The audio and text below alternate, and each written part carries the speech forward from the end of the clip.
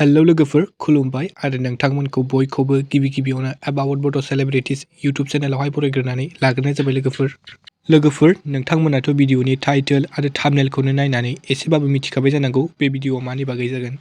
लोगोफोर नैबे स्क्रिनाव नुनाय सावगारिखौथ' नोंथांमोना गोबाङानो फेसबुकआवहाय नुखादों जानांगौ आरो नोंथांमोना सानदों जानांगौ बर'नि मुंदांखा मेथाइ रोजाबगिरि नयन बरगयारी बिथाङा मा जादों एबा मा जामारदों होनना। लोगोफोर मुंदांखा मेथाइ रोजाबगिरि नयन बरगयारी बिथाङा डिउटिनिफ्राय फैफिनबाय थानाय समाव बाइकजों हरखाबै जाब्रबथाय जादों एबा एक्सिडेन्ट जादों होननानै मिथिनो मोननाय जादों। दायो फाहामसालि एबा हस्पिटालाव लांनानै एसे मोजांसिनाव फैबाय होननानै मिथिनो मोननाय जादों लोगोफोर। आं इसोरनाव आर'ज खालामो जाहाथे बिथांनि देहाया दायो मोजांनिफ्राय मोजांसिनाव फैयो।